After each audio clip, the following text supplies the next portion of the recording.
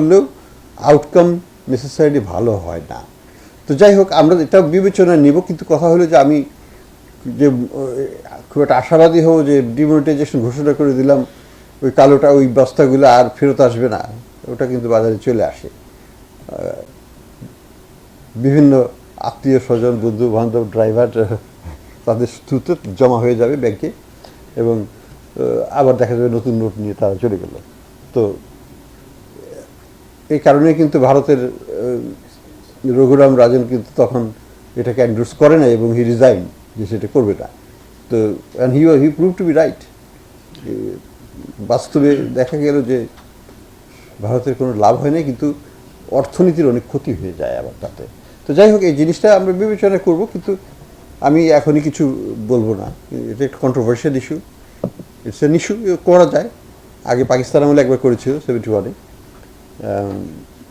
সেটা তারা তাদের কনটেক্সটে করেছিল সিকিউরিটি রিজনে। আমরা আমাদের কি কনটেক্সটে বুঝে আমাদেরকে সেগুলো বিবেচনা নিতে হবে, কিন্তু it's not necessarily the best option.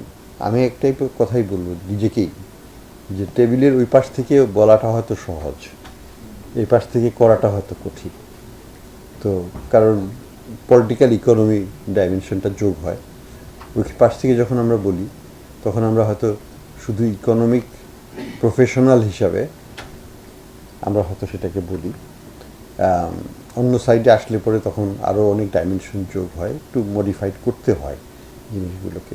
তারপরেও আমি মনে করি যে ফান্ডামেন্টাল ইস্যুগুলো যেটা কথা বলেছি, চেষ্টা করব সেগুলোকে সেভাবেই করতে। আমি বিশ্বাস করি যে ট্রান্সপারেন্সি থাকা উচিত। আমি বিশ্বাস করি যে ডেটার ফ্লো ফ্রিকোয়েন্সিটা বাড়ানোই উচিত, এবং মার্কেটকে তথ্য দিয়েই আমরা গাইড করতে পারি। এবং তথ্য দুই রকম আছে, একটা হচ্ছে কোয়ান্টিটেটিভ ইনফরমেশন, যেগুলো ডেটা দেওয়া হয় যত হাই ফ্রিকোয়েন্সিতে দেওয়া যা সম্ভব হয় সেটাই দেওয়াই ভালো, লুকানো ছাপানোর কিছু নাই। দুই নম্বর হলো যে কোয়ালিটেটিভ ইনফরমেশন, সেটা আমাদের এখানে সেইভাবে প্র্যাকটিস করা হয় না। পশ্চিমা দেশগুলোতে খুব ভালোভাবে করা হয়, তারা গাইডেন্সও দিয়ে দেয় যে কী ধরনের ইনফ্লেশনারি এক্সপেকটেশন বা interest rate expectation, central bank monetary committee কী ধরনের চিন্তাভাবনা করছে, সেগুলো সম্পর্কে কিন্তু তারা মিনিটসটাকে প্রকাশ করে। আমরা কি করি? মিনিটস করা হয়েছে না? যাই হোক, ওইটা চেষ্টা করতে হবে। ওই